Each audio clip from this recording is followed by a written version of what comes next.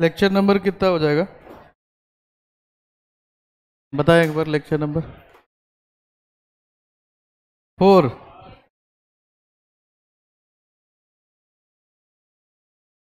कहाँ तक कर लिए थे एक बार जरा बताओ।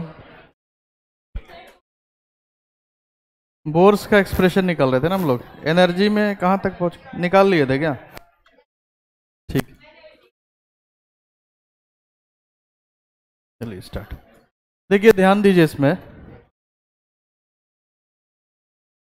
आज वही चलेगा अपना Bohr's atomic model. Bohr's atomic model, इस पे कुछ क्वेश्चंस करेंगे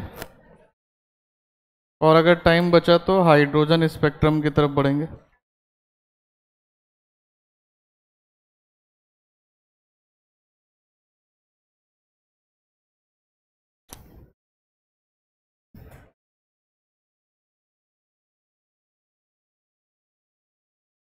देखिए हमने एक्सप्रेशन निकाल लिया था किसका किसका है। रेडियस का क्या एक्सप्रेशन आया था nth ऑर्बिट में, बताएं जरा। R n equals to 0.529 n square by Z. Unit क्या था? एंगस्ट्रॉम। वेलोसिटी का क्या निकाला था? 2.18 इंटू 10 टू द पावर, आगे यूनिट। एनर्जी का क्या निकल गया? -13.6 Z square by electron volt per atom. यही है। अब इसमें कभी देखिए, अगर आपको एनर्जी मान लीजिए इलेक्ट्रॉन वोल्ट के जगह जूल में पूछ रहा है तो वी कैन कन्वर्ट इट, है ना। मैंने बताया था 1 इलेक्ट्रॉन वोल्ट को जूल में कैसे कन्वर्ट कर सकते हैं। इलेक्ट्रॉनिक चार्ज से मल्टीप्लाई कर देंगे, ये रिलेशन था। तो अगर आपने इलेक्ट्रॉन वोल्ट में रिजल्ट निकाला है और जूल में फाइंड करना है तो कर सकते हैं। तो ये देखिए, ये जो 3 एक्सप्रेशन है, रेडियस के, वेलोसिटी के और एनर्जी के, ये सारे एक्सप्रेशन कौन से ऑर्बिट के लिए हैं? nth ऑर्बिट के लिए हम लोग निकाले हैं। और कोई भी एटम के लिए आप ले सकते हो, है ना, क्योंकि z की वैल्यू भी यहाँ हम लोग वेरी करा सकते हैं। हाइड्रोजन के लिए बात हो रही है, या हो सकता है लिथियम के लिए बात कर रहे हो, बेरिलियम के लिए बात कर रहे हो, है ना। तो एटॉमिक नंबर अकॉर्डिंगली वेरी कर सकता है। तो n और z की डिफरेंट वैल्यूज रख के किसी भी एटम के पर्टिकुलर ऑर्बिट में हम लोग उसका एनर्जी, वेलोसिटी या फिर रेडियस को कैलकुलेट कर सकते हैं। क्लियर है ये? यहां देखिए, जब हम लोग डेरिवेशन करे थे, डेरिवेशन देखिए टाइम कम है फिर भी मैंने आपको डेरिवेशन बताया। डेरिवेशन का पर्पस ये है कि एक तो जो हम लोग ये फाइनल एक्सप्रेशन निकाल रहे थे उसके पहले भी एक एक्सप्रेशन आया था जिनमें सभी डाटा पुट करके और हमने ये वैल्यू निकाली थी। वो भी कभी कभी डायरेक्टली आपसे पूछा जाता है। तो वो एक्सप्रेशंस मैंने इसीलिए डेराइव करके बताएं कि अगर वहां से क्वेश्चन आता है तो आप उसको डेरिवेशन समझे हुए हैं तो कर सकते हैं। क्लियर है क्या? ये जो आपको दिख रहे हैं फॉर्मूला, ये फॉर्मूला का मेनली जो यूज अपन करते हैं न्यूमेरिकल प्रॉब्लम में यूज आता है। मतलब न्यूमेरिकल आपको दिया जाएगा, उसमें वैल्यूज सीधे सीधे रखनी है और फाइनली अपने को रिजल्ट देखने को मिलता है। क्लियर है? इसके अलावा इसमें एक दो और बातें जो बाकी हैं उसको हम लोग कर ले फटाफट। कि जैसे हम लोग एनर्जी का जब एक्सप्रेशन निकाले थे, टोटल एनर्जी का, तो टोटल एनर्जी का एक्सप्रेशन कैसे आ रहा था बताएं जरा। एनर्जी जो टोटल आ रहा था nth ऑर्बिट का, उसको हम लोग क्या बोल रहे थे? It is summation of kinetic energy plus kinetic energy का एक्सप्रेशन निकाल लिया था हमने। क्या आ रहा था ये? Half of k Z E square upon r, यही आया था क्या? देख ले एक बार। पोटेंशियल एनर्जी का भी एक्सप्रेशन निकाला था, ये कितना आ रहा था भाई? इट इज के जेड ई स्क्वायर अपॉन नेगेटिव साइन के साथ, है ना। तो यहाँ पे अगर हम लोग कंपेयर अगर करें, अच्छा इन दोनों को जब जोड़ दें तो कितना वैल्यू आ रहा है? हाफ इधर है और -1 इधर, तो -हाफ हो जाएगा। मतलब we can write it as -half of k Z E square upon, फिर आर की वैल्यू पुट करके हमने तमाम कैलकुलेशन करके ई को निकाला। क्लियर है क्या? यहां से जो क्वेश्चन फ्रेम हो सकता है वो ये फ्रेम हो सकता है कि काइनेटिक एनर्जी, पोटेंशियल एनर्जी और टोटल एनर्जी में क्या रिलेशन है। तो हम लोग इजीली देख करके यहाँ पे ऑब्जर्व कर सकते हैं। जैसे अगर ये एक्सप्रेशन है टोटल एनर्जी का और ये अगर एक्सप्रेशन है काइनेटिक एनर्जी का, तो देखिए इन दोनों में क्या डिफरेंस दिख रहा है आपको, साइन का डिफरेंस है। मीन्स वी कैन से कि काइनेटिक एनर्जी जो होगा it is negative of total energy, बोल सकते हैं क्या? तो ये हो गया काइनेटिक एनर्जी और टोटल एनर्जी का रिलेशन। ऐसे पोटेंशियल एनर्जी और टोटल एनर्जी को भी रिलेट कर सकते हैं। पोटेंशियल एनर्जी देखिए कितना दिख रहा है आपको, माइनस के जेड स्क्वायर अपन आर, और ये कितना दिख रहा है आपको, minus half K Z square upon are. तो हम लोग बोल सकते हैं कि जो पोटेंशियल एनर्जी है वो टोटल एनर्जी का क्या हो जाएगा, ट्वाइस हो जाएगा। तो वी कैन से कि potential energy is twice of क्या, टोटल एनर्जी। ये रिलेशन का यूज कब पड़ता है आपको, कि जैसे मान लीजिए किसी क्वेश्चन में आपको बोला कि टोटल एनर्जी निकालिए, या ऐसा बोल दिया कि पोटेंशियल एनर्जी निकालिए। तो पोटेंशियल एनर्जी के लिए अपने पास डायरेक्ट एक्सप्रेशन तो है नहीं, हमने जो एक्सप्रेशन निकाला वो किसके लिए निकाला, टोटल एनर्जी के लिए निकाला। यहां पे ई क्या है दोस्त बताओ, ई क्या है? लेकिन अगर क्वेश्चन में मान लीजिए आपसे पूछ लिया कि बताइए पोटेंशियल एनर्जी क्या होगी, काइनेटिक एनर्जी क्या होगी, तो हम लोग उसको डायरेक्टली कैलकुलेट नहीं कर सकते हैं। इसलिए पहले हम लोग क्या करेंगे, टोटल एनर्जी निकालेंगे। टोटल एनर्जी काइनेटिक एनर्जी का रिलेशन है। मान लीजिए टोटल एनर्जी की वैल्यू मेरे पास x आ रही है, तो काइनेटिक एनर्जी की वैल्यू क्या हो जाएगी, -6 हो जाएगी। टोटल एनर्जी की वैल्यू अगर x आई तो पोटेंशियल एनर्जी की वैल्यू क्या हो जाएगी, ट्वाइस ऑफ। तो कई बार ऐसा क्वेश्चन देता है कि पोटेंशियल एनर्जी और काइनेटिक एनर्जी फाइंड कीजिए, जो कि हम लोग को वहां पे क्या लगता है कि भाई कैसे करें। तो ये रिलेशन से आप आसानी से वहां पे भी काम कर सकते हैं। क्लियर है क्या? इसके अलावा एक और चीज, टाइम पीरियड की बात करेंगे। टाइम पीरियड,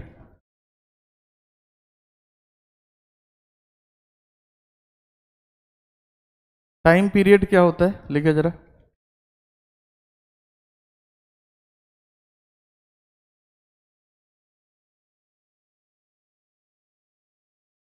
टाइम पीरियड देखिए हम लोग कैसे डिफाइन करते हैं कि अगर हम बात करें तो अलग अलग ऑर्बिट में जो इलेक्ट्रॉन मूव करेंगे उनकी वेलोसिटी भी क्या होगी, अलग अलग होगी। क्यों वेलोसिटी अलग अलग होगी, इस बात को सोच सकते हैं क्या? हाँ, मतलब यहाँ पे रीजन एक तो कैलकुलेशन वाइज सोच सकते हो, दूसरा आप ऐसे सोच सकते हो कि मान लीजिए कि कोई इलेक्ट्रॉन यहाँ है और कोई इलेक्ट्रॉन यहाँ है ना। तो ये यहाँ पे अट्रैक्शन फोर्स फील कर रहा है और ये यहाँ पे भी अट्रैक्शन फोर्स फील कर रहा है, बट कौन ज्यादा अट्रैक्शन फोर्स फील करेगा, नजदीक वाला कि दूर वाला? नजदीक वाले पे ज्यादा अट्रैक्शन फोर्स होगा। तो जितना अट्रैक्शन फोर्स ज्यादा होगा उसको उतना ही तेजी से मूव करना पड़ेगा। समझ पा रहे हैं क्या? जितना अट्रैक्शन फोर्स ज्यादा होगा उसको उतना ही तेजी से मूव करना पड़ेगा। तो यहां वेलोसिटी ज्यादा होगी और यहां वेलोसिटी कम होगी, ठीक है ना। तो इसमें अगर हम टाइम पीरियड की बात करें कि इलेक्ट्रॉन जो है वो क्या कर रहा है, सर्कुलर मोशन कर रहा है। तो सर्कुलर मोशन अगर किसी भी ऑर्बिट में वो कर रहा है तो एक कंप्लीट रिवॉल्यूशन में, मान लो ये यहां से चलना शुरू किया तो वापस से यहां आने में उसको कितना टाइम लगेगा, इसी को हम लोग क्या बोलते हैं, टाइम पीरियड बोलते हैं। लिख ले टाइम पीरियड का definition. Time required for one complete revolution, time required for one complete revolution, एक कंप्लीट रिवॉल्यूशन में जो टाइम लगेगा उसी को अपन क्या बोल रहे हैं, टाइम पीरियड बोलते हैं, ठीक है ना। अब टाइम पीरियड की बात करें तो इसको हम लोग निकालेंगे कैसे, बताइए जरा। टाइम पीरियड जब ये मूव कर रहा है तो ये जो सर्कल है इसका कुछ पेरीमीटर होगा, यस और नो, इसका कुछ पेरीमीटर होगा। तो पेरीमीटर अपन कैसे निकालते हैं सर्कल का, it is 2 pi r upon कुछ वेलोसिटी से ये मूव कर रहा होगा, अपॉन क्या लेंगे, v ले लेंगे, ठीक है। तो ये हो गया टाइम पीरियड। अब इसमें जो काम का चीज जहां से क्वेश्चन बनता है कि टाइम पीरियड का z और n के टर्म्स में क्या रिलेशन निकल के आता है। तो हम लोग सोच सकते हैं यहाँ पे कि देखिए 2 पाई तो कांस्टेंट है, लेकिन r और v ये दोनों z और n पे डिपेंडेंट टर्म्स है। तो यहां से हम लोग अगर लिखें कि t is directly proportional to r by v, तो कोई दिक्कत नहीं है। इसके जगह हम लोग r और v के जगह क्या रख सकते हैं भाई, r में क्या एक्सप्रेशन था 0.529 n स्क्वायर बाई, तो we can write is directly proportional to n square by z, और वेलोसिटी 2.18 इंटू 10 का पावर 6 z बाई n, तो नीचे में क्या आ जाएगा z बाई n। अब यहां पे देखें तो ये n ऊपर जाएगा तो कितना हो जाएगा, और ये z ऊपर जाएगा तो कितना हो जाएगा। तो यहां से हम लोग बोल सकते हैं कि जो टाइम पीरियड है it is directly proportional to क्या, n cube by z square.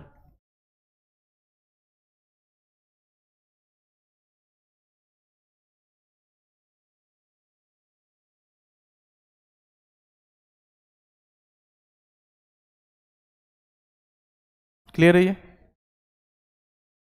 तो आपसे मान लीजिए कि कुछ पर्टिकुलर ऑर्बिट दे दिया, कोई पर्टिकुलर एटॉमिक नंबर दे दिया, बोलेगा टाइम पीरियड का रेशियो निकाले, तो आपको यहाँ पे ये रिलेशन पता होगा तभी हम लोग कर पाएंगे। क्लियर है।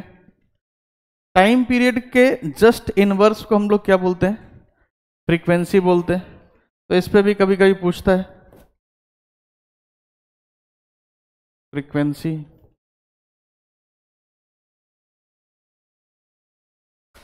Frequency of revolution, frequency of revolution. तो फ्रीक्वेंसी अपन कैसे डिफाइन करते हैं, लिखिए, ये लिख लिया यहां तक, लिखे इसको, उसके बाद लिखे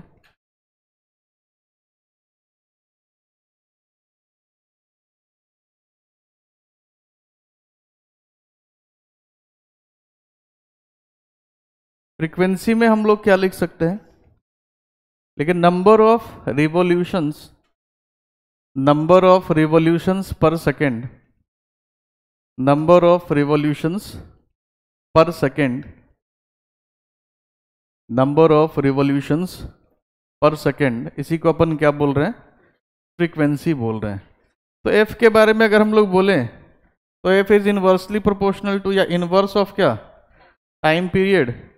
तो अगर हम यहां से बोलें तो एफ के जगह हम लोग क्या लिख सकते हैं एक्सप्रेशन में, वी बाई 2 पाई आर लिख सकते हो। अच्छा, कभी कंफ्यूजन हो दोनों में तो आप यूनिट से भी चेक कर सकते हैं। जैसे आर का यूनिट क्या होगा, मीटर, वेलोसिटी का यूनिट क्या हो गया, मीटर पर सेकंड, तो मीटर मीटर जाएगा, सेकंड ऊपर आएगा, टाइम को सेकंड में लिखना भी चाहिए। समझ पा रहे क्या। यहां पे फ्रीक्वेंसी की बात करें तो ऊपर वेलोसिटी है, velocity will be in meter per second, नीचे आर है मीटर में, तो क्या आएगा ये सेकंड इनवर्स, फ्रीक्वेंसी का unit should be second inverse. Clear है क्या। और यहां से जो हमने निकाला ये तो सीधे सीधे इसके लिए भी लिख सकते हैं, क्या फ्रीक्वेंसी क्या हो जाएगा, it is directly proportional to Z square upon n cube, just उल्टा टाइम पीरियड का।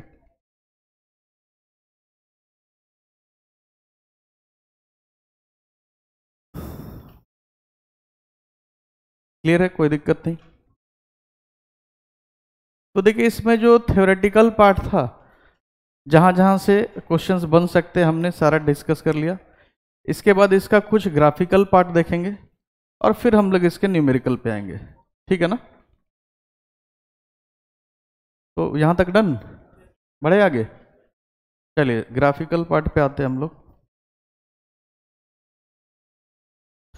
एक और जो बात है, अभी ऐसे मैं लिमिटेशन में ये लिखा था, थोड़ा मैं यहां पे आपको बता देना चाहता हूं कि ये एप्लीकेबल सिर्फ किसके लिए थ्योरी होता है, जिसके पास एक ही इलेक्ट्रॉन। यही इसका सबसे बड़ा ड्रॉबैक भी है। तो ड्रॉबैक में ये बात जनरली बताते हैं, बट अभी भी कहीं किसी के दिमाग में क्वेश्चन उठ सकता है। तो हम लोग हमेशा जो बोर्स का एटॉमिक मॉडल देखते हैं वो किसके लिए देखते हैं? सिंगल इलेक्ट्रॉन वाले स्पीसीज, माने ऐसे स्पीसीज जिसके पास कितना इलेक्ट्रॉन है। जैसे हाइड्रोजन के पास तो एक ही होता है, हीलियम के पास 2 होता है तो 1 इलेक्ट्रॉन लूज करा दिया, He+ आ गया। लिथियम के पास 3 होता है तो 2 लूज करा देंगे, बेरिलियम होगा तो 3 लूज करा देंगे। समझ पा रहे ना? अब ग्राफ के ऊपर आते हैं, कैसा ग्राफ इनमें बनेगा कि अगर हम Z को कांस्टेंट कर दें और R और N के बीच का ग्राफ बनाएं तो कैसा ग्राफ बनना चाहिए। तो आप सोच सकते हैं, हम लोग रिलेशन लिखेंगे तो R का रिलेशन क्या है बताएं? R is equal to 0.529 n², यही है। तो R और N के बीच में रिलेशन देखें, क्या दिख रहा है आपको? R is directly proportional to n², oh sorry, R is directly proportional to n²। तो R और n² का तो बड़े आसानी से बन जाएगा कि सर ये y हो गया और ये क्या हो गया, तो y is equal to x, y equal to mx, it is equation of straight line passing through origin. तो इस R और n² की बात कर रहा हूं कि अगर अरे ये भी तो दिख रहा है इधर, अगर R और n² का बनाए तो n² will become x, y बराबर x, तो कैसा ग्राफ बनेगा इसमें? Straight line passing through origin, ऐसा कुछ मिलेगा। अगर हम R और N का ग्राफ बनाए तो R और N का ग्राफ कैसा आपको यहां पे दिखेगा कि हम लोग बोल सकते हैं कि ये क्या हो गया, y बराबर क्या, x²। तो ये कौन सा पैराबोला? हम लोग 2 तरीके का पैराबोला जानते हैं, है ना? अपवर्ड डाउनवर्ड, y एक्सिस के लॉन्ग, x एक्सिस के लॉन्ग, 2 जानते हैं हम लोग। क्या इक्वेशन होता है पैराबोला का? एक तो हम लोग पढ़ते हैं y² इक्वल्स टू 4x, और दूसरा क्या पढ़ते हैं, x² इक्वल्स टू 4ay, ऐसा ही कुछ पढ़ते हैं। तो अगर यहां पे देखें तो x एक्सिस वाला टर्म स्क्वायर है कि y एक्सिस वाला? x एक्सिस वाला टर्म स्क्वायर है, तो ये कौन सा पैराबोला हो जाएगा? It will be this one. समझ पा रहे क्या? y² बराबर 4x, इसका पैराबोला का ग्राफ कैसा बनता है? ये आपको बनता है अलोंग क्या, x एक्सिस। अब पॉजिटिव वैल्यूज के लिए हम लोग बोलेंगे ऊपर वाला पार्ट होगा, नीचे, ये सब चीज करते हैं। अगर माइनस ले लेंगे तो यही क्या आ जाएगा, इधर साइड में आ जाएगा। अगर x² बराबर 4ay की बात करें तो ये कैसा होगा, अपवर्ड या डाउनवर्ड? उसमें फिर पॉजिटिव नेगेटिव क्या लेना है देखना होगा। समझ पा रहे ना? तो ये कौन सा हो गया, x² बराबर 4ay, तो x² बराबर 4ay, और यहां पे क्या दिख रहा है, ये वैल्यूज क्या हैं, these all are positive value. तो कैसा ग्राफ मिलेगा अपने को, अपवर्ड पैराबोला। तो यहां कैसा ग्राफ मिलेगा, ये इस तरीके से दिखाएंगे पॉजिटिव साइड में। क्लियर है क्या? अगर n को कांस्टेंट कर दे, r और z के बीच में ग्राफ प्लॉट करें, r और z के बीच में, तो देख लो जरा रिलेशन, ये पूरा क्या हो जाएगा, constant. r is inversely proportional to, तो y बराबर 1/x टाइप का कुछ आ रहा है, and this is the equation of rectangular hyperbola. बना सकते हैं क्या? तो ये कुछ ऐसा ग्राफ मिलेगा अपने को, rectangular hyperbola. r versus 1/z, तो r हो गया 1/z विल बिकम x, तो it will be straight line. Straight नहीं दिख रहा लाइन, अभी स्ट्रेट दिख रहा है, ठीक। बना ले इसको फटाफट।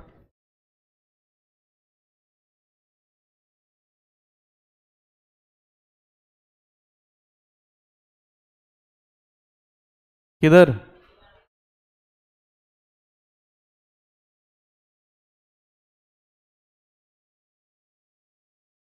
तो बना सकते हो ग्राफ इस टाइप का। जो रिलेशन आपने डिराइव करा निकाले उन्हीं पे सारा बेस्ड है।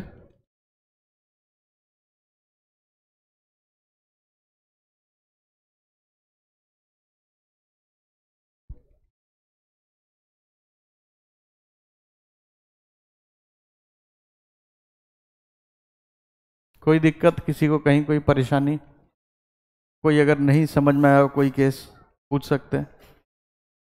ऐसे ये सब तो जानते ही हो तुम लोग, है ना। बेसिक ग्राफ स्ट्रेट लाइन का, पैराबोला का जानते हैं हम लोग। फिर भी अगर किसी को डाउट है तो पूछ सकते हैं।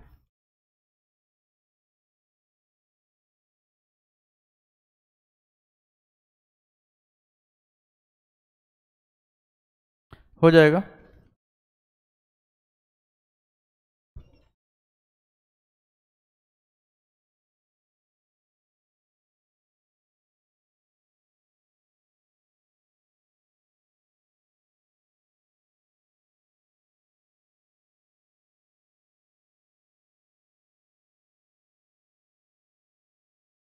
तो ग्राफिकल क्वेश्चंस नीट में बनने के चांसेस काफी ज्यादा होंगे, है ना, क्योंकि इसमें देखिए क्वेश्चन की वैरायटीज अलग अलग हो सकती हैं। कैसे कि एक तो ग्राफ पूछ लिया सीधे सीधे, इसके बीच में बताओ कौन सा ग्राफ होगा। दूसरा ये पूछ सकता है कि बताओ आर और एन स्क्वायर के बीच में हमने ग्राफ बनाया, या आर और 1/z के बीच में ग्राफ बनाया, तो स्लोप क्या होगा। तो स्लोप पे भी अपन डिस्कशन कर सकते हैं क्या। हो जाएगा। क्लियर है ये, यहां तक नोट कर लिए, बढ़े आगे।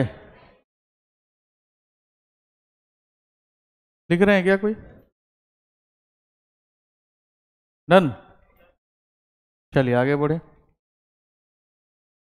इनके बीच में बनाए, v और z के बीच में क्या ग्राफ होगा, बना सकते हैं। तो v का एक्सप्रेशन लिख लेते हैं सर, कितना होता है 2.18 इंटू 10⁻⁶ z बाई, जैसे आप एक्सप्रेशन लिखेंगे दिखने लगेगा। देखिए v और z के बीच में अगर n को कांस्टेंट कर दें तो कैसा रिलेशन दिख रहा है, v is directly proportional to z, so it will be straight line passing through origin। v और n के बीच में अगर बनाए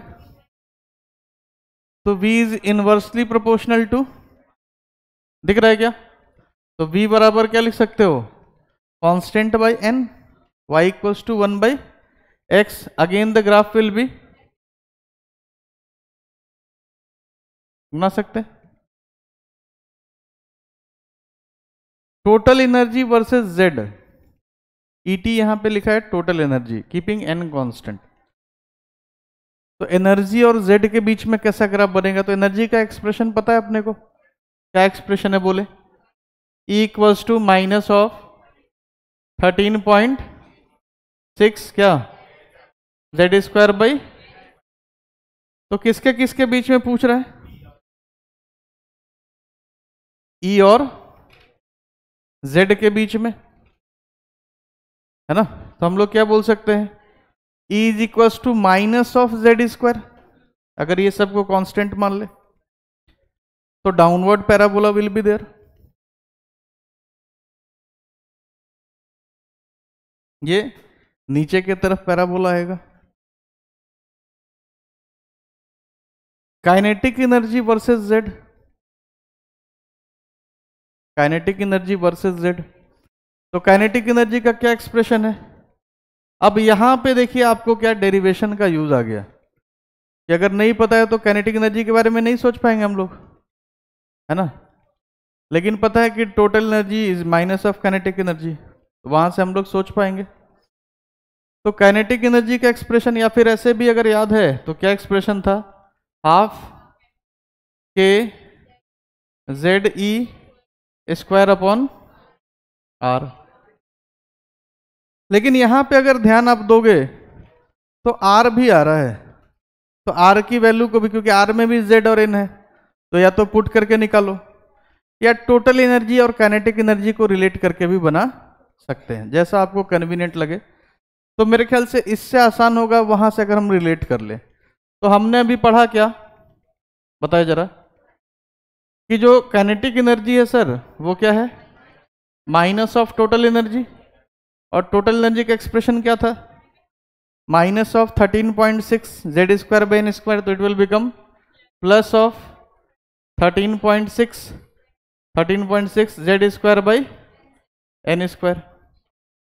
तो काइनेटिक एनर्जी और किसके बीच में बोल रहा है, जेड स्क्वायर के बीच में। तो इट इज एक्स स्क्वायर बराबर वाई के टाइप का, इट विल बी कौन सा, बना सकते हैं।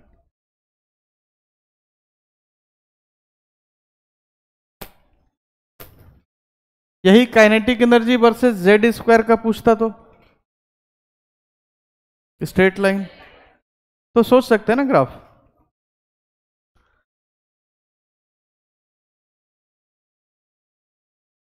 तो these are the graphical questions that can be asked in Bohr's atomic model. Clear है यहां तक, डन।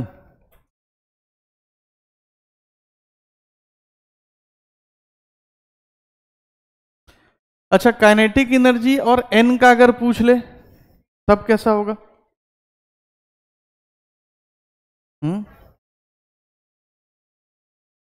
काइनेटिक एनर्जी और n का अगर पूछ ले, या काइनेटिक एनर्जी और 1/n का पूछ ले, सोच सकते हैं हम लोग अकॉर्डिंगली, है कि नहीं,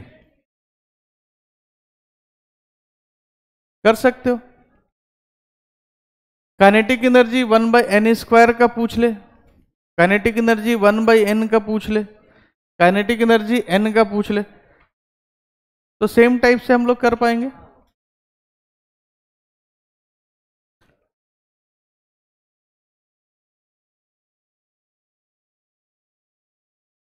हाँ भाई, डन। देखिए ये क्वेश्चन कीजिए, न्यूमेरिकल एक बनाइए, कितना आएगा बताएं जरा मुझे। Calculate radius ratio where r1 is radius of क्या, सेकेंड ऑर्बिट ऑफ किसका, r1 किसका बोल रहा है, सेकेंड ऑर्बिट किसका है, हाइड्रोजन का। तो सेकेंड ऑर्बिट ऑफ हाइड्रोजन, और दूसरा क्या बोल रहा है, r2 क्या है, radius of third orbit of He+। तो अगर r1/r2 अपने को निकालना है दोस्त, तो इसको क्या मैं ऐसा बोल सकता हूं कि सेकेंड ऑर्बिट जो है इसको मैं n1 मान लूं पहले वाले को, तो n1 का वैल्यू कितना हो गया, बोले n1 की वैल्यू 2 हो गई। हाइड्रोजन एटम है तो Z1 की वैल्यू कितनी हो गई, 1 हो गई। फिर आपको बोल रहा थर्ड ऑर्बिट, थर्ड ऑर्बिट मतलब अब N2 बोल दे तो N2 की वैल्यू कितनी हो गई, और कौन सा He+, तो Z2 की वैल्यू कितनी हो गई, हीलियम का एटॉमिक नंबर, खत्म हो गया। अब फॉर्मूला में रख सकते हैं क्या, रेशियो निकालोगे तो R1 की जगह 0.529 क्या है दोस्त बताओ, n1² लिख दें इसको, और नीचे में 0.529 Z1 लिख दो, n2² लिख सकते हैं ऐसा। अब यहां पे देखेंगे तो 0.529 तो गया, तो क्या आ जा रहा है ये, बोले n1² Z1 इंटू Z2/n2²। सबका वैल्यू आपको पता है, सिंपल क्वेश्चन है, फॉर्मूला बेस्ड एकदम लल्लू सा। तो n1 की जगह क्या हो जाएगा, n1² की जगह Z1 की जगह 1, Z2 की जगह 2, और n2 की जगह n2² की जगह 9। तो आ जाएगा, ये कितना आ जा रहा है, 8:2। तो सिंपल देखिए, फॉर्मूला बेस्ड क्वेश्चन आपसे यहां जो न्यूमेरिकल पूछे जाएंगे इस तरीके से पूछे जाएंगे, कोई दिक्कत नहीं, क्लियर है, अरे कर सकते हो।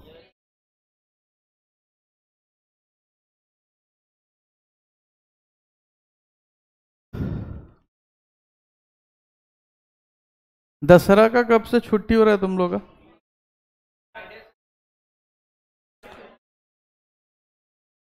इंफॉर्मेशन कुछ मिला है क्या, थर्सडे तक का आया है। आज कौन सा डे हो गया, मंडे, मंडे 16, 17, 18, 19। अच्छा ये शेड्यूल है थर्सडे तक का, ऐसे कुछ मैसेज भी या कोई इंफॉर्मेशन मिला कब से छुट्टी है? नहीं मिला, ओके, समझ गया मैं। ऐसा कोई आपको ऐप पे कोई इंफॉर्मेशन नहीं है? ठीक है, ओके।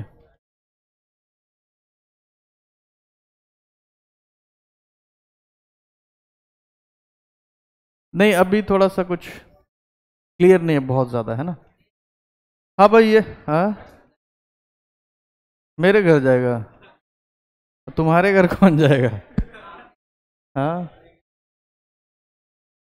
घर पे लोग जाओगे बाद में निकाल देंगे। बोला दशहरा में अपने घर आना चाहिए, तुम किसके घर जा रहा है? नहीं, ठीक है, चलेंगे तो तुमको हम एक बार कांटेक्ट करेंगे ना। हाँ भाई, ये क्लियर है, बढ़े आगे। चलिए इसको बनाइए। बिल्कुल बेसिक फॉर्मूला बेस्ड क्वेश्चन आते हैं, फटाफट से बना के बताएं, फटाफट से करें। एक बार फॉर्मूला रिकॉल हो जाएगा, कैसे करना है वो भी देख लेंगे, है ना। कर सकते हैं ना, करके बताएं।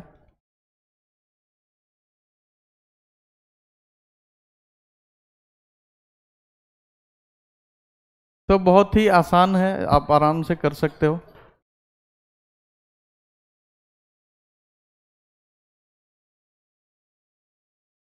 चलो तुम लोग के लिए सिलेबस भी कम कर दिया, तो अब क्या है कि तुम लोग का लेट से भी थोड़ा स्टार्ट हुआ है, तो भी हम लोग को थोड़ा टाइम मिल जाएगा कि हम लोग क्या ज़्यादा अच्छे से थोड़ा कर पाए। अभी बात हो रही है कि जैसे जो आपका लेक्चर, जो नंबर ऑफ लेक्चर्स एलोटेड था पर टॉपिक, वो भी थोड़ा बढ़े, क्योंकि बहुत कम लेक्चर में बड़ा टॉपिक कराना थोड़ा सा जस्टिफाइड नहीं लगता है, नहीं कि मैं तो कर दूंगा लेकिन पता चला तुम लोग, है ना, ऐसे देख रहे हो कि पता नहीं क्या चल रहा है, तो ये वाला एक्सप्रेशन जो है अच्छा नहीं लगता है। क्या भाई, ये चलेगा? हम्म, ये सब तो ऐसे लल्लू चैप्टर सब है, थोड़ा ध्यान दोगे तो कर लोगे, हो जाएगा। बताएं कैसे करते हैं हम लोग ये सब, क्या क्या निकालना है दोस्त? Energy, radius and velocity electron का कहां पे? He+ इन के सेल। अब ये के सेल क्या है, तो याद है ना अपने को कि सर ये जो के है, इसी के लिए एन की वैल्यू क्या लिखते हैं? एल होगा तो एन की वैल्यू कितनी हो जाएगी? एल के लिए एन की वैल्यू, एम के लिए जानते हैं हम लोग ये, तो कर सकते हैं। यानी कि सर ये बताना चाह रहा है एन की वैल्यू 1 है, और जो एटम है वो कौन सा है, मतलब जेड की वैल्यू कितनी है, सबका एक्सप्रेशन पता है। तो एनर्जी अगर हम लोग दोस्त कैलकुलेट करेंगे, क्या फॉर्मूला है बताएं जरा? -13.6 Z² बाई यूनिट इज, तो यहां पे लगा दे फॉर्मूला में -13.6 Z², जेड की वैल्यू कितनी है दोस्त, तो कितना आ जाएगा अपॉन n², 1 का स्क्वायर विल बी, तो -13.6 इंटू 4 कितना आ जा रहा है, -54.4 unit will be electron volt पर, सिंपल। और क्या बोल रहा है सर, रेडियस, ये तो निकाल सकते हैं हम लोग, 0.529 n² बाई जेड, किस में? एंगस्ट्रॉम, यूनिट इज इंपॉर्टेंट है ना, तो बताएं जरा। 0.529 n² विल बी 1 का square, z will be, unit will be, निकाल सकते हैं। 0.529 बाई 2 कितना आ जा रहा है, 0.245 यूनिट विल बी। तीसरा क्या है भाई, वेलोसिटी, वेलोसिटी का फॉर्मूला 10 का पावर यूनिट मीटर, रख सकते हो 2.18 इंटू 10 का पावर 6। z का वैल्यू कितना है दोस्त? सर z 2 है और n का वैल्यू कितना है? तो इसको मल्टीप्लाई कर देंगे 4.10 का पावर यूनिट। बिल्कुल आसान है, कर सकते हैं। और एग्जाम में ऐसे क्वेश्चन पूछते हैं, ऐसा नहीं समझना कि सर जो है ना लल्लू लल्लू क्वेश्चन करा रहे हैं। भाई पूछा जाता है तो वही कराएंगे जो पूछा जाता है। समझ में आ रहा है ना? दूसरी बात, यहां मैं जो एक और क्वेश्चन पूछ सकता हूं वो क्या है कि इसी में मुझे पोटेंशियल एनर्जी और काइनेटिक एनर्जी भी बता दीजिए। तो बता पाएंगे क्या हम लोग? काइनेटिक एनर्जी क्या हो जाएगा दोस्त बताओ?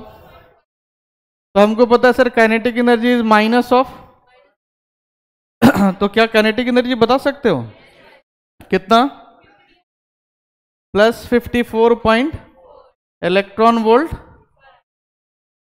What will be the potential energy? क्या रिलेशन है बताइए पोटेंशियल एनर्जी का टोटल एनर्जी के साथ? Twice of. निकाल पाएंगे क्या? तो 2 इंटू टोटल एनर्जी कितना था? -54 पॉइंट कितना आ जाएगा ये? Minus of 108.8 unit will be. कोई दिक्कत? अच्छा, इसी में कई बार क्या कर सकता है बेवकूफ बनाने के लिए आपको, मान लीजिए एक सिंपल, मैंने तो इसमें कई सारे क्वेश्चन करा दिया आपको कि सीधे सीधे ये देगा और बोलेगा पोटेंशियल एनर्जी बता दो। तो कंफ्यूज नहीं होना है, पोटेंशियल एनर्जी बताना है तो हम पहले क्या निकालेंगे? वहां से बढ़ सकते हैं। या काइनेटिक एनर्जी बता दो तो टोटल एनर्जी निकालेंगे, नेगेटिव कर देंगे। तो ये जो रिलेशन है, ये रिलेशन का क्या सिग्निफिकेंस आप समझ पा रहे हैं? ये रिलेशन जो है इसका सिग्निफिकेंस समझ पा रहे हैं? तो ये रिलेशंस, एक तो डेरिवेशन मैंने आपको बताया, प्लस ये अगर आप याद कर सके तो एग्जाम में जाने के पहले एक बार देख के भी जाएंगे ताकि मेरा टाइम सेव हो पाए, हमको निकालने की जरूरत ना पड़े कि पोटेंशियल एनर्जी जो है ट्वाइस ऑफ टोटल एनर्जी होता है, kinetic energy minus of total energy होता है। एग्जाम के पहले इन दोनों को हम लोग क्या करेंगे, एक बार रिमेंबर करके तब जाएंगे ताकि देखें और फटाफट काम हो जाए। समझ पा रहे हैं क्या? ये लिख लिए हम लोग? क्या लिख रहे हो? डन। चलिए तो अगला बनाइए।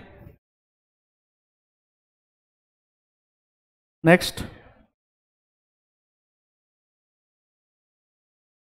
फटाफट से इसको भी करें।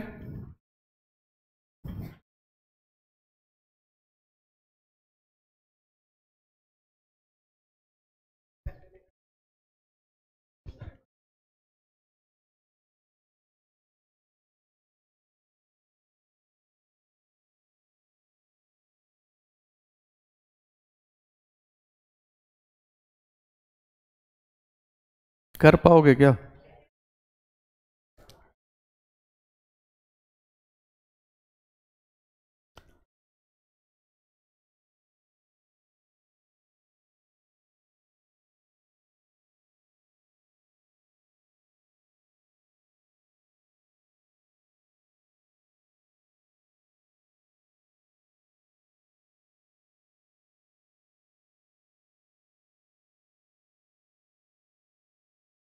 हो जाएगा क्या?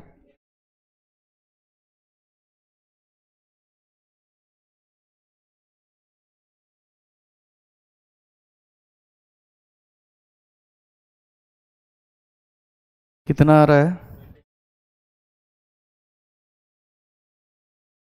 फ्रीक्वेंसी का अभी मैंने आपको रिलेशन निकाल के बताया था, तो क्या था फ्रीक्वेंसी बताएं जरा। Frequency is directly proportional to Z square upon, तो अगर अपने को f1/f2 निकालना होगा तो कैसे आ जाएगा ये? z1 स्क्वायर अपॉन क्या, n1 square divided by z2 square, अच्छा सॉरी n1, एक second, z1 square upon n1 का cube divided by Z2 square upon N2 का, तो इसको अरेंज करके लिख सकते हैं Z1 स्क्वायर अपॉन क्या N1 cube into N2 cube divided by. अब यहां देखिए सबको वैल्यू आपको पता है, बताएं जरा what is the value of N1। तो N1 की वैल्यू कितनी है दोस्त? Z1 की वैल्यू कितनी है 1। N2 की वैल्यू कितनी है?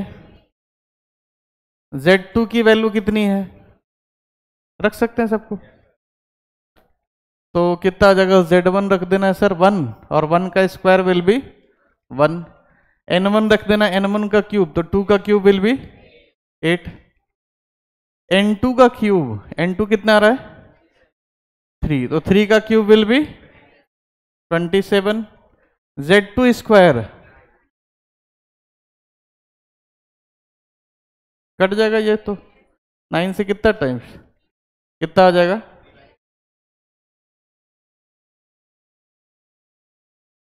कोई दिक्कत?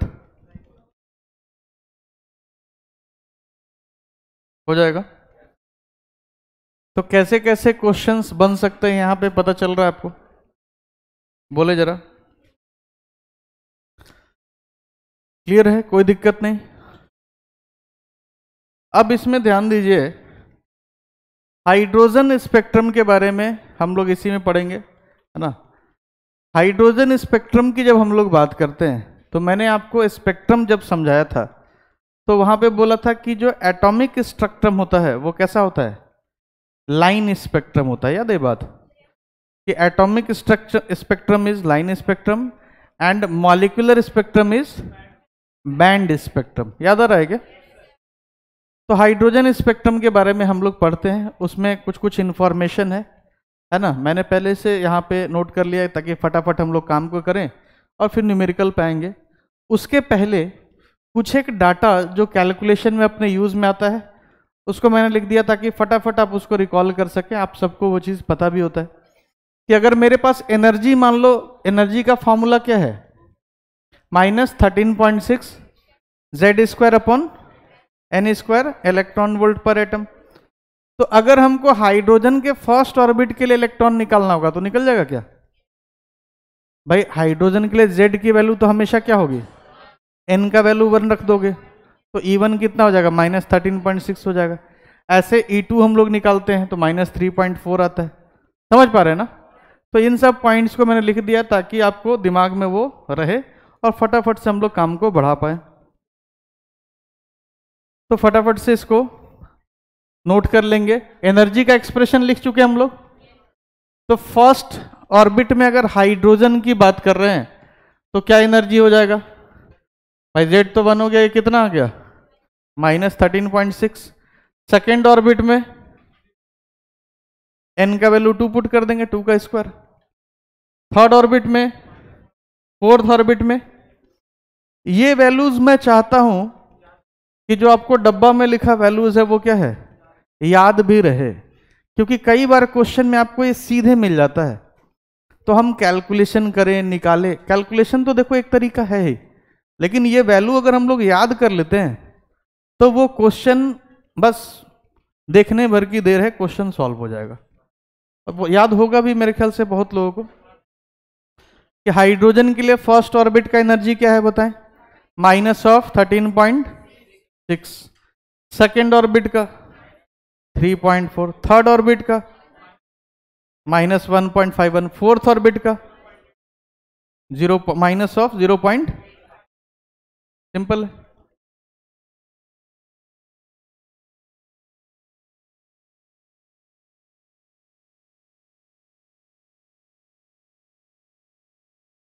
कोई दिक्कत, कोई समस्या? कैसे ये निकाल रहे हैं इसमें कहीं किसी को कोई दिक्कत? सर N का वैल्यू 1 2 3 4 रखते जा रहे हैं, Z तो क्या है, फिक्स है। माने ये फॉर्मूला में हाइड्रोजन है तो Z तो फिक्स हो गया दोस्त, कितना 1 है। N की वैल्यू 1 2 3 4 रखते जा रहे हैं और हमको वैल्यूज मिलते जा रही है। It is very simple. तो अब हम लोग इसको याद कर लें कि हाइड्रोजन के पहले ऑर्बिट का जो एनर्जी है वो कितना है, -13.6 इलेक्ट्रॉन वोल्ट। सेकेंड ऑर्बिट का कितना एनर्जी है, -3.4 इलेक्ट्रॉन वोल्ट। थर्ड ऑर्बिट का कितना है, -1.51 इलेक्ट्रॉन वोल्ट। और फोर्थ ऑर्बिट का कितना है, -0.85 इलेक्ट्रॉन वोल्ट। याद हुआ क्या? अब अगर मान लो दो एनर्जी लेवल है और उनके बीच का एनर्जी डिफरेंस निकालना है, तो ये भी कर सकते हैं हम लोग, है ना। यहां तक नोट करके बताएं जरा। डन? लिखे लिखे फटाफट लिखे। थोड़ा टाइम अपने को बचाना है तो, है ना, काम थोड़ा कलाकृति करने पड़ेगा, थोड़ा एक्स्ट्रा एफर्ट देना पड़ेगा, लेकिन हम लोग जितना जल्दी कर पाए और समझ में भी आए वैसा कुछ कुछ बीच बीच में करेंगे, है ना। डिजिटल बोर्ड का थोड़ा फायदा उठाएंगे। हाँ हाँ, तो थोड़ा ठीक है, बट पूरा स्लाइड में ही करा देंगे तो पता चला कि बोलोगे सर तो छाप के ले आते हैं, लगता है सर को खुद कुछ नहीं आता है। नहीं, जब यही पढ़ना है तो सब मेरे पास, क्यों इधर आए हैं? नहीं, तो थोड़ा थोड़ा बीच में जरूरत पड़ने पे यूज करेंगे, जहां फास्ट करना होगा या जहां थोड़ा जल्दी कराना होगा। बाकी जहां समझाने का ज्यादा चीज होगा वहां पे हम लोग लिख के ही करेंगे, है ना। कोई दिक्कत?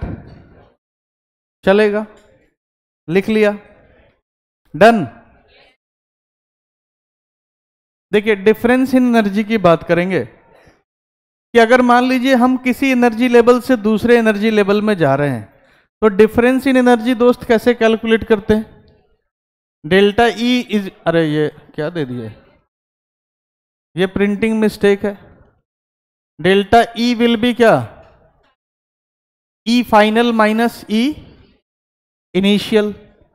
तो अगर मान लीजिए हम जा रहे हैं कहां से कहां, ये n इक्वल्स टू 1 था, यहां से कहां जा रहे हैं, n इक्वल्स टू 2 में जा रहे हैं, तो डिफरेंस ऑफ एनर्जी कैसे निकालोगे?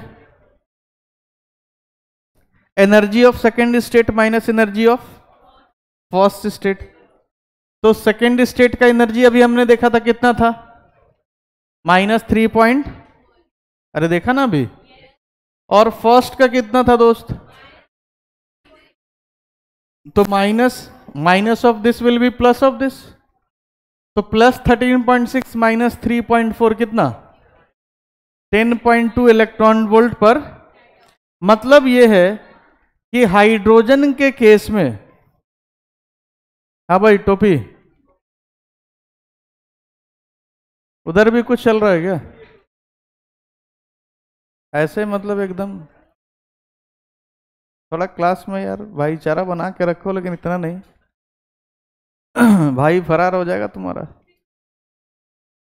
समझ पा रहे क्या? देखिए जरा ध्यान दे कि अगर फर्स्ट ऑर्बिट से सेकेंड ऑर्बिट में इलेक्ट्रॉन को लेके जाना है हाइड्रोजन एटम के केस में, तो कितना एनर्जी देना पड़ेगा, that will be difference of energy, and that value will be कितना, 10.2 इलेक्ट्रॉन वोल्ट। कैसे कैलकुलेट कर रहे हैं इसमें, कोई दिक्कत? Energy final minus energy initial.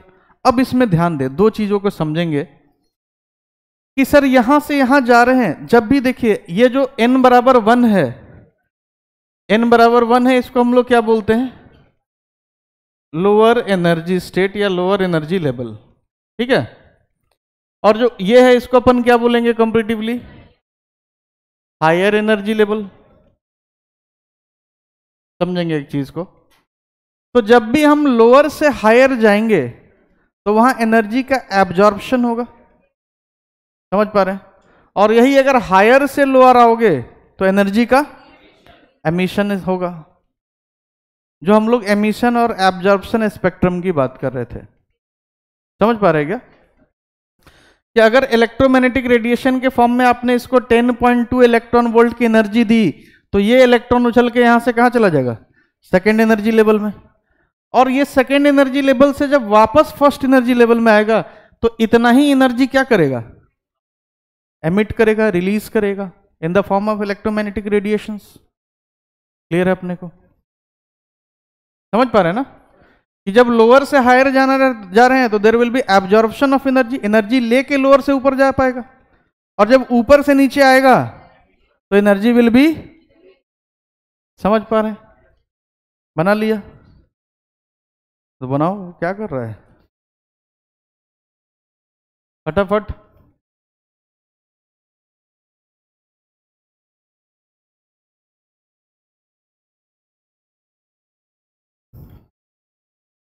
आज टारगेट है कि बोर्स वाला पूरा काम हम लोग हाइड्रोजन स्पेक्ट्रम बोर्स को निपटा दिया जाए, तो थोड़ा जल्दी जल्दी लिखेंगे तो हम लोग निपटा पाएंगे आज, है ना,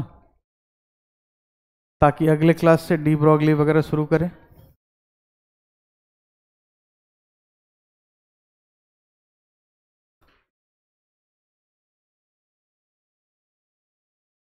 हाँ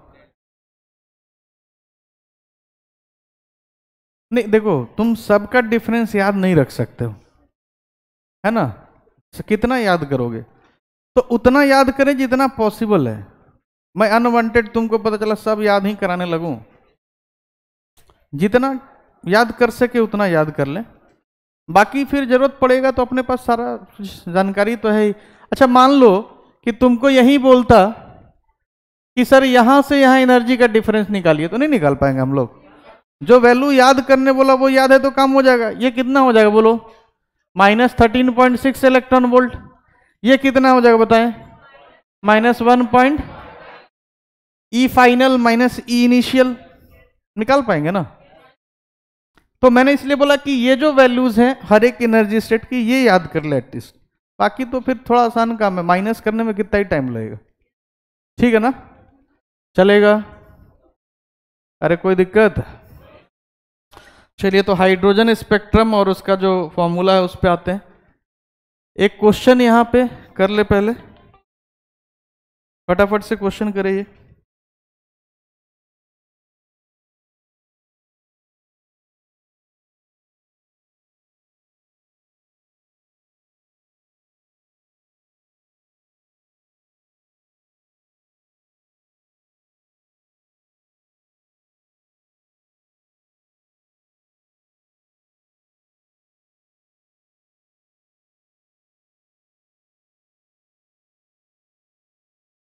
हेलो, ये कर सकते हो? अरे कर पाओगे, क्या कर पाओगे? क्या पूछ रहा है इसमें? Calculate energy required to separate electron from gaseous state of hydrogen atom.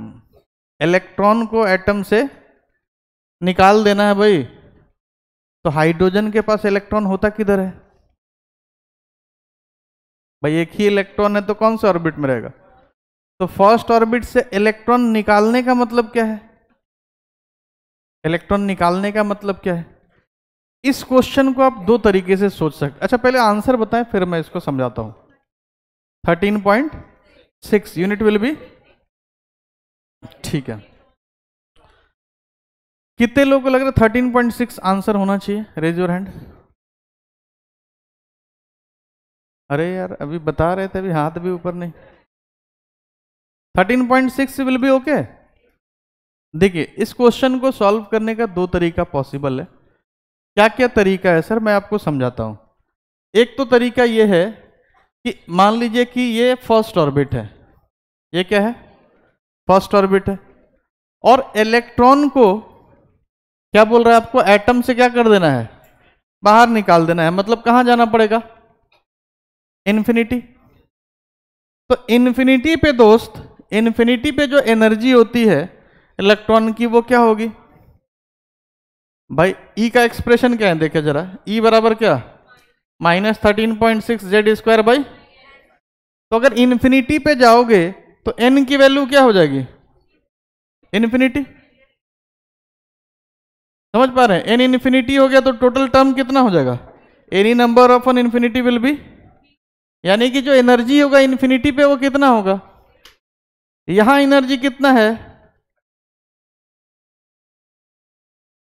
यही है। तो अब यहां से अगर यहां जाना है तो final minus final value 0, minus minus plus, so answer will be क्या? समझ में आ रहा है क्या? तो एनर्जी जो देनी पड़ेगी 13.6 electron volt per atom. Answer. इसी को एक दूसरे तरीके से भी थोड़ा सोचने की कोशिश करेंगे कि किसी भी ऑर्बिट का जो एनर्जी है इसका मतलब क्या है। देखिए जरा, अगर मैं ये बोल रहा हूं कि ये है दोस्त न्यूक्लियस, ये first orbit, second orbit, third orbit and so on, तो हमने यहां पे बात करी कि फर्स्ट ऑर्बिट का एनर्जी कितना रहा है -13 पॉइंट, सेकेंड का कितना आ गया -3 पॉइंट, थर्ड का कितना आ गया, समझ पा रहे हैं? तो इस निगेटिव वैल्यू ऑफ एनर्जी का मतलब क्या है? अगर मैं बोल रहा हूं -13.6 इलेक्ट्रॉन वोल्ट पर एटम, इसका मतलब यह है कि हाइड्रोजन के केस में ये जो इलेक्ट्रॉन है फर्स्ट ऑर्बिट का, मान लो यहां हमने एक इलेक्ट्रॉन लिया, तो ये इलेक्ट्रॉन और इसके बीच में there will be attraction force. तो ये निगेटिव साइन ऑफ एनर्जी का मतलब ये है कि electron first orbit of hydrogen में 13.6 इलेक्ट्रॉन वोल्ट पर एटम की एनर्जी से क्या है, बॉन्डेड है। क्या मतलब है कि इतनी एनर्जी से इलेक्ट्रॉन क्या है, बॉन्डेड है। अगर आप इतना ही एनर्जी इसको दे देंगे तो इलेक्ट्रॉन क्या हो जाएगा, फ्री हो जाएगा। समझ पा रहे क्या?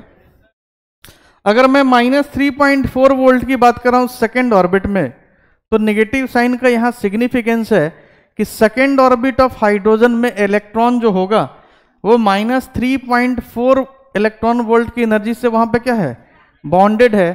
तो उतना ही अगर हम एनर्जी दे देंगे तो इलेक्ट्रॉन क्या हो जाएगा, फ्री हो जाएगा, एटम से बाहर चला जाएगा। तो ये कुछ कैलकुलेशन सोचने की भी इस केस में जरूरत नहीं है। समझ पा रहे क्या? तो दोनों ही तरीके से आप सोच सकते हो।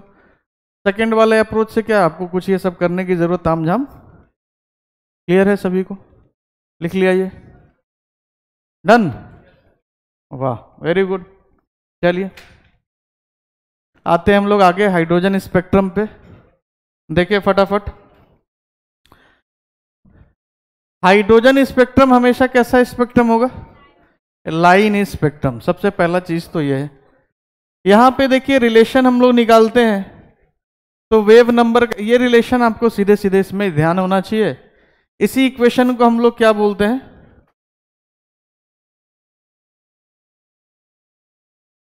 इसी इक्वेशन को क्या बोलते हैं, रेडबर्ग इक्वेशन भी बोलते हैं।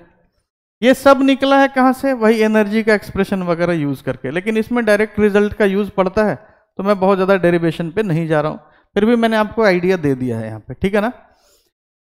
तो इसमें अगर देखिए वेव नंबर क्या हो गया, 1/λ Z R Z square 1/n1² minus 1/n2²। यहां पे रेडबर्ग कांस्टेंट की वैल्यू एक तो आपको याद होनी चाहिए, जो कैलकुलेशन में भी यूजफुल होगा और कई बार एग्जाम में डायरेक्ट भी पूछा जाता है। उसका वैल्यू और उसका यूनिट, ये दोनों चीजें ध्यान में होनी चाहिए। तो यहां पे मैंने लिख दिया है आपको 1.09678 into 10⁻7 metre inverse. Centimetre inverse में लिखेंगे, इसमें भी लिख सकते हैं हम लोग, तो जैसा आप चाहें यूनिट में। ये वैल्यू आपको सीधे सीधे क्या करनी है, याद कर लेनी है। यूनिट क्या है, सेंटीमीटर इनवर्स या मीटर इनवर्स में आ रहा है, ये आप सोच सकते हो यहां से भी, कोई दिक्कत?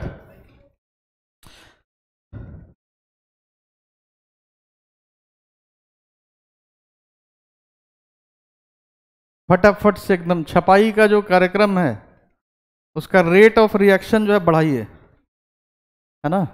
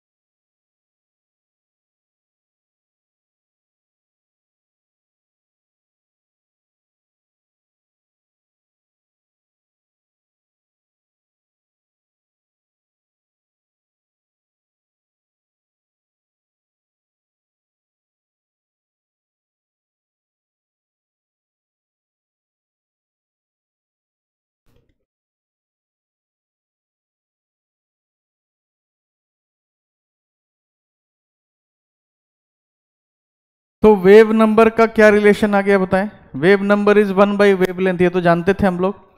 कैलकुलेट करने का तरीका are Z square 1/n1 square minus 1/n2 square. इसमें एक बात जो ध्यान देंगे कि n1 जो वैल्यू होगी it is always lower energy state, lower energy state, और n2 जो होगा ये हमेशा क्या होगा? Higher energy state. कोई दिक्कत?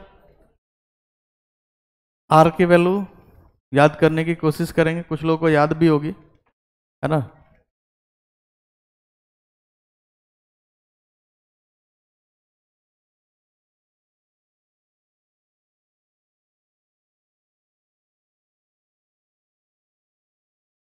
कोई दिक्कत, कोई परेशानी है क्या?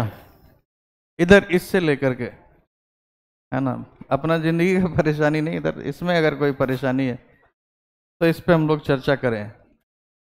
सर बहुत कष्ट है जिंदगी में, खाना वाला जो है खाना ठीक नहीं देता है, पीने वाला पानी ठीक नहीं देता है, ये तो क्या करोगे? ये सब तो लगा रहेगा दोस्त। यही सब का उपाय है नहीं? पैसा जब तुम लोग कमाओगे तो सारी सुख सुविधाएं तुमको मिल जाएंगे नहीं? मुझे भी कभी अवेल कराना, मौका मिले तो। सब देख रहा है ऐसे, क्या बोल रहे हैं ये सब, क्या होता है? कौन है आप?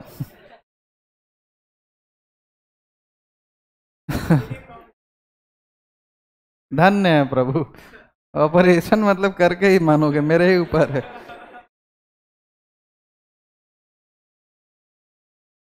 समझ गए हम,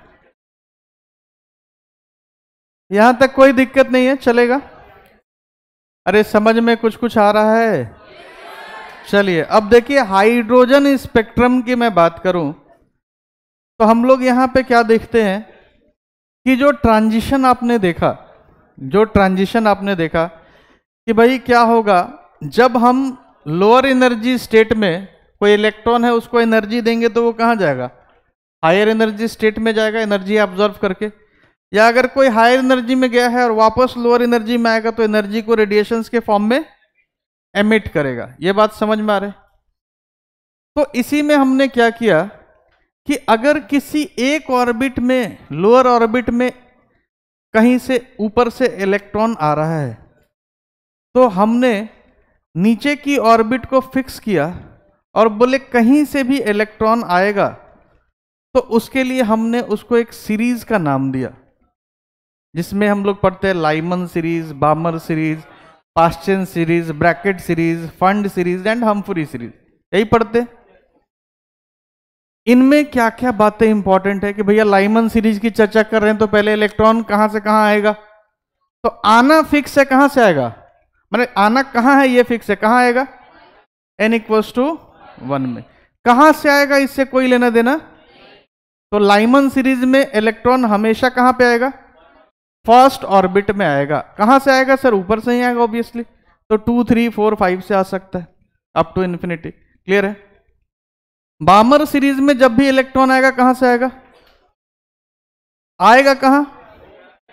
सेकेंड एनर्जी लेवल पे आना है। कहां से आएगा सर? ऊपर से आना है तो 3, 4, 5 एंड सो ऑन से आ सकता है। लाइमर बामर के बाद पास्चन, पास्चन में कहां आएगा? n=3 में। 3 में कहां से आ सकता है? 4, 5, 6 एंड सो ऑन।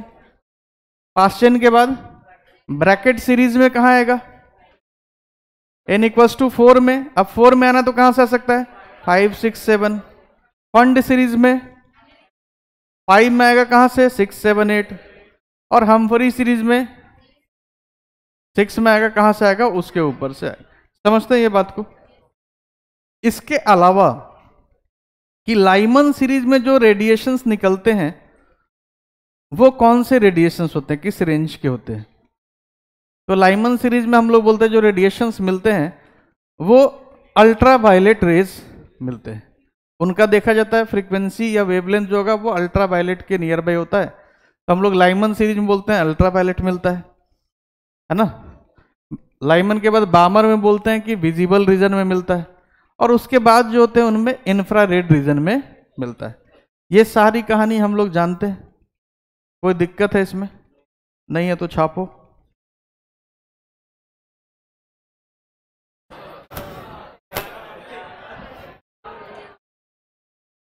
तुरंत प्रभाव से छपाई का कार्यक्रम, एक आता है ना लाइन, छापेगा इंडिया तो बढ़ेगा इंडिया, क्या छापो एकदम दबा के।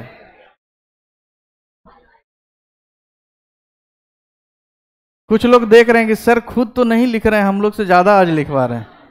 भाई एग्जाम तुमको देना है, हमको नहीं देना, लिखो जल्दी।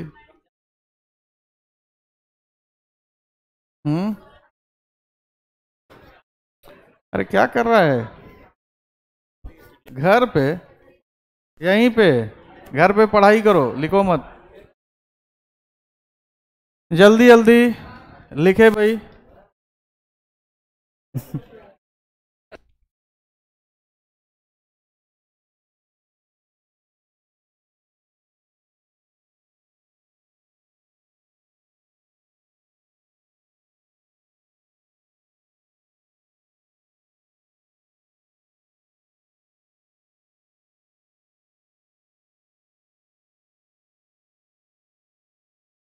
भी जो मैंने आपको बताया वही बातें यहां पे लिखी हुई हैं।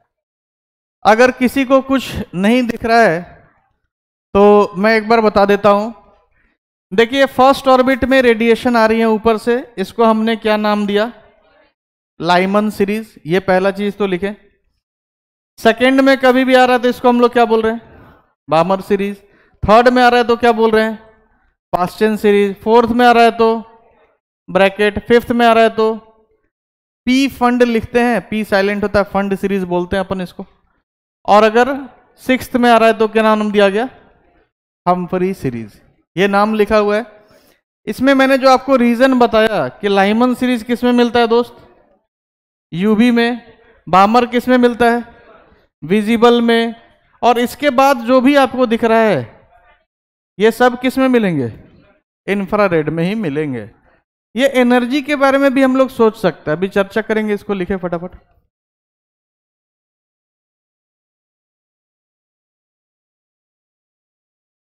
आज सबका कॉपी में हम चेक करेंगे,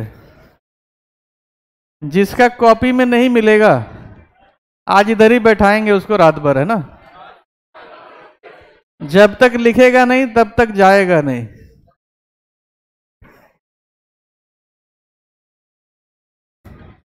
जो लिखेगा वही जाएगा। अब देख लो जाना है कि नहीं जाना है।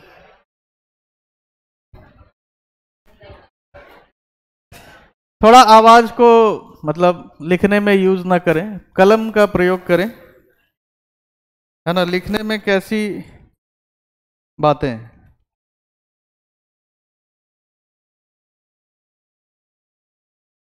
है ना भाई? लिखने का काम करें, बातचीत नहीं करें। थोड़ा सा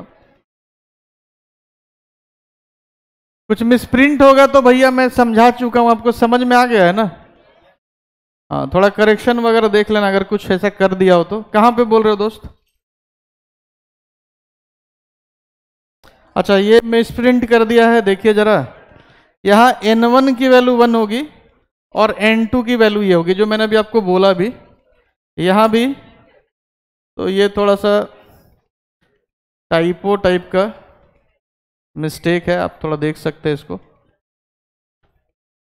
N1 यहाँ पे 4 और इस केस में N2 हो जाएगा इस तरीके से। यहाँ का इसका है, इधर N1 5, N2 दिस, N1 यहाँ पे 6, N1 sorry N1 6 and N2 7 8 9। तो N1 N2 अपने मन से लिख दिया, उसको उतने समझ में नहीं आ रहा है, ठीक है। बट आप लोग तो समझ चुके हैं तो उसको समझ के कर सकते हैं।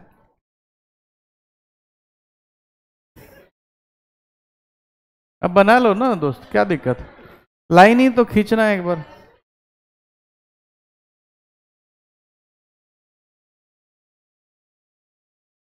एक बार बना लो, ऐसा क्या मतलब, फटाफट से ऐसे ऐसे ऐसे। अच्छा ये पूरा तुमको इतना, जैसे मान लो यहाँ पे लाइन बना दिया है, तो इतना बनाना जरूरी नहीं, 2-4 बना के ही समझ लेंगे ना। इतना नंबर ऑफ लाइंस इतना दिखाने की जरूरत नहीं है।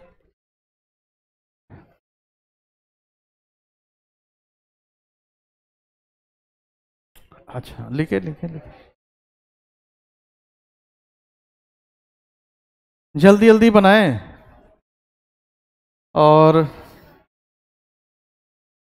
घर जाएं, लेकिन क्लास के बाद जाएं, अभी मतलब जल्दी बनाएं और घर तुरंत ना जाएं। हाँ स्केल, अरे हाथ से बनाओ, समझना है यार, ऐसा क्या करना है।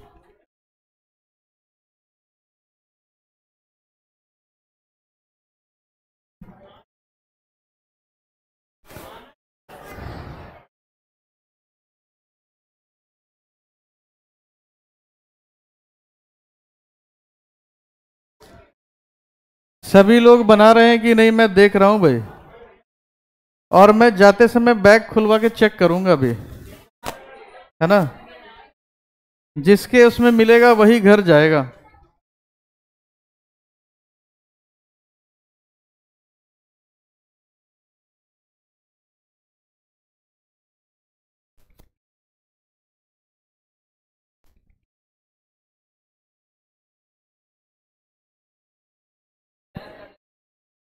हम्म,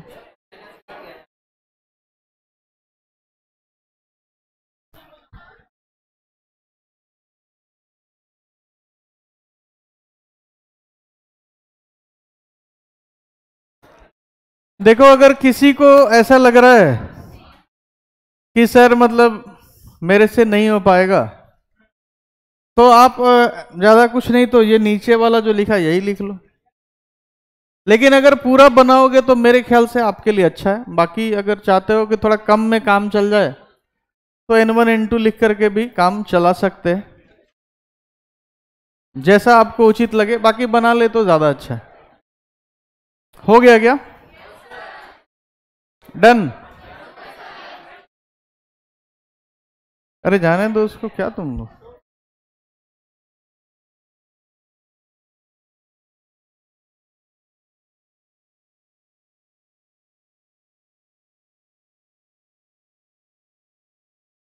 हाँ भाई थोड़ा लिखने पे ध्यान दे, बाकी चीजों पे न ध्यान दे के हम लोग लिखने पे ध्यान दें। फटाफट करे थोड़ा, अभी और कुछ बाकी है। हाँ भाई डन।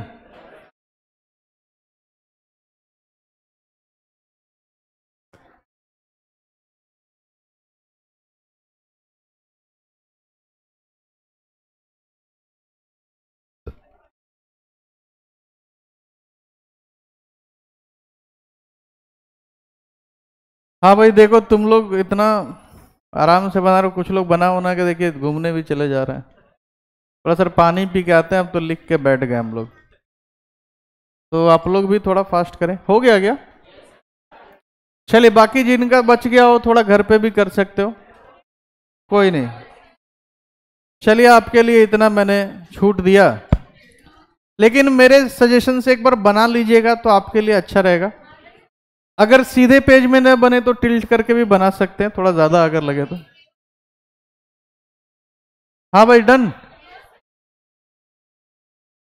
अब 2 मिनट नहीं रुक सकते, आज खत्म करना है, मैंने प्रतिज्ञा ली है। तुम लोग लगता है आज पूरा नहीं होने दोगे।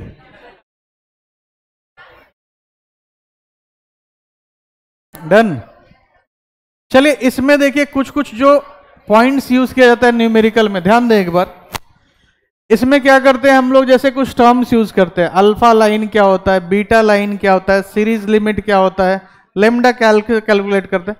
तो ये सब मैंने लिख दिया, फटाफट से देख ले,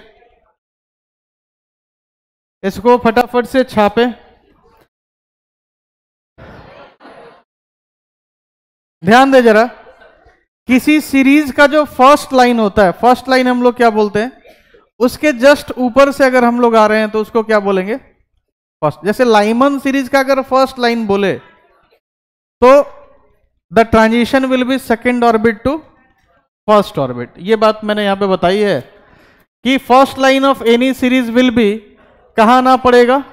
अच्छा, ये जैसे अगर हम बात करें यहां पे, ऐसे तो यहां पे लिखना चाहिए क्या, n1 प्लस 1 के जगह आप लिख सकते हैं n1 का वैल्यू तो यहां क्या है, n1 की वैल्यू ही 1 है, तो n1 प्लस 1 किसी भी केस में अगर आप आ रहे हैं तो दैट विल बी द क्या, first line of any series. जैसे, और इसी को अपन क्या नाम और दूसरा देते हैं, अल्फा लाइन भी देते हैं। तो अगर मान लीजिए मेरे को n1 में आना है तो n1 अगर कहां से आना पड़ेगा, n1 प्लस 1 से, तो ये लाइन को क्या बोलेंगे, अल्फा लाइन बोल सकते हैं, फर्स्ट लाइन बोल सकते हैं। समझ पा रहे क्या। सेकेंड लाइन मतलब जस्ट ऊपर के ऊपर से, सेकेंड लाइन मतलब जैसे मान लो n1 में आना है तो कहां से आना पड़ेगा, n1 प्लस 2 से आना पड़ेगा। समझ पा रहे क्या। और इसी को दूसरा नाम क्या दिया गया दोस्त, बीटा लाइन। तो सेकेंड लाइन या बीटा लाइन सेम हो गया, फर्स्ट लाइन या अल्फा लाइन सेम हो गया। फर्स्ट लाइन मतलब इमीडिएट ऊपर से आना है, सेकेंड लाइन मतलब ऊपर के ऊपर से आना है। तो आपको किसी भी सीरीज में कहां आना है ये तो फिक्स है। अब अगर फर्स्ट लाइन बोल दिया तो ये भी फिक्स हो गया कहां से आना है, या सेकेंड लाइन बोल दिया तो ये भी फिक्स हो गया कहां से आना है।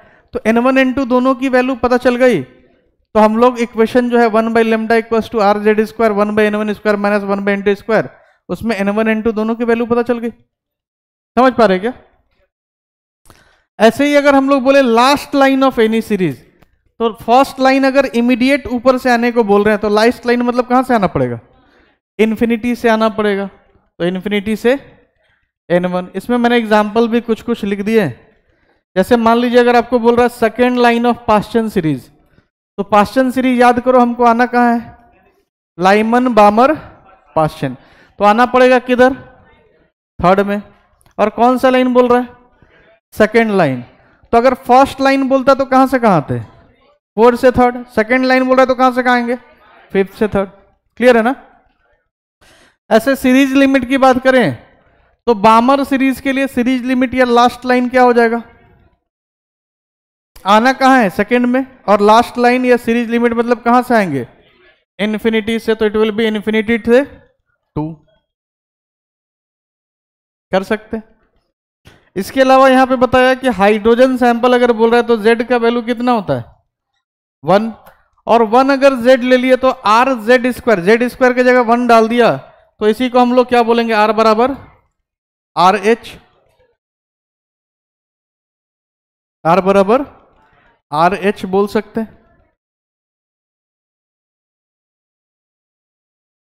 तो ये जो फॉर्मूला, अच्छा ये थोड़ा बड़ा लिख दिया है, यहां पे आप इसको करेक्ट कर लेना। RH का रिप्रेजेंटेशन जो है वो क्या है, R स्मॉल h, है ना। 1/λ equals to RH 1/n1 square minus 1/n2 square.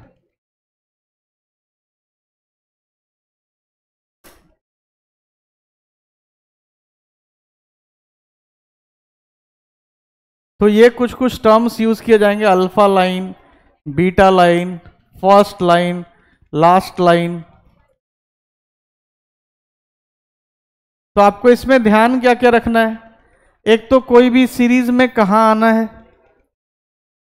और दूसरा कि अगर फर्स्ट लाइन बोल रहा है तो उसका क्या मीनिंग है, सेकेंड लाइन बोल रहा है तो क्या मीनिंग है, अल्फा लाइन बोल रहा है तो क्या मीनिंग है, बीटा लाइन बोल रहा है तो क्या मीनिंग है।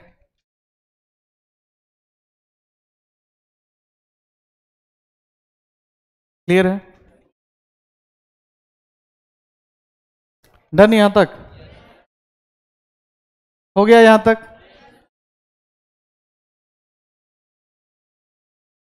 जल्दी करो यार, क्या तुम लोग।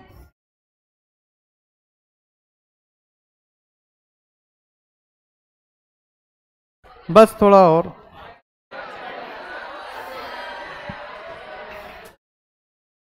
देखो एक चीज समझ लो, जितना दर्द होगा उतना ही आगे चल के आराम मिलेगा। तो वो सुने हो ना यार, नो पेन नो गेन, थोड़ा पेन लेना है। डन।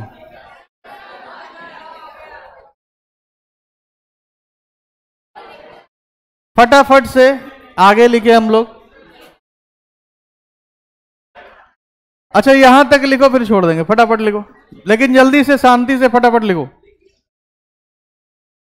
मेरा तो टारगेट था जिसको निपटाने का, लेकिन अगर तुम लोग इतना हड़बड़ा रहे तो यहां तक कम से कम लिखो, नहीं तो आज खत्म ही कर लेते अपन इसको, 5 मिनट 10 मिनट और लगता।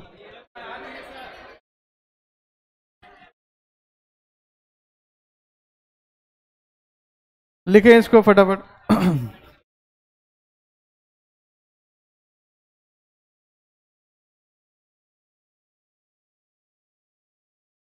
हम्म,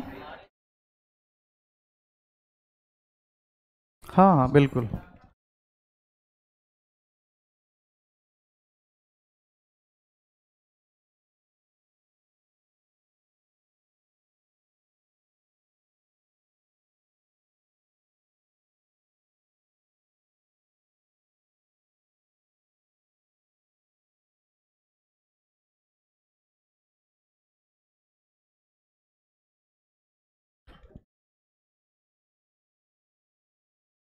हो जाएगा ये।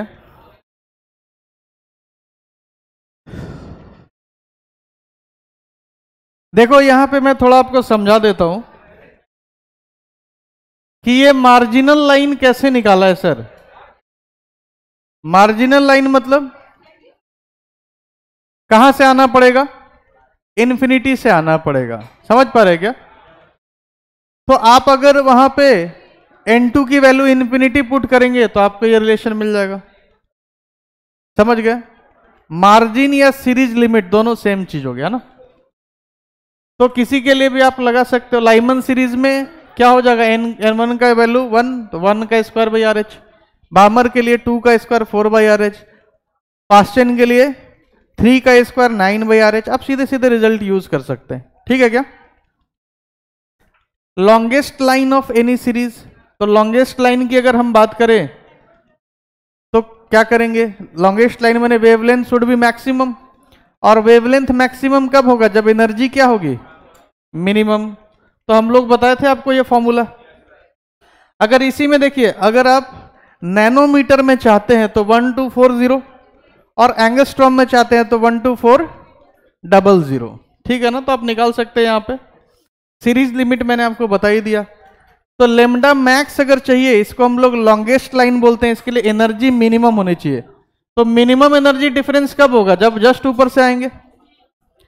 और एनर्जी मैक्सिमम कब होगा, जब हम लोग कहां से आएंगे, इन्फिनिटी से आएंगे।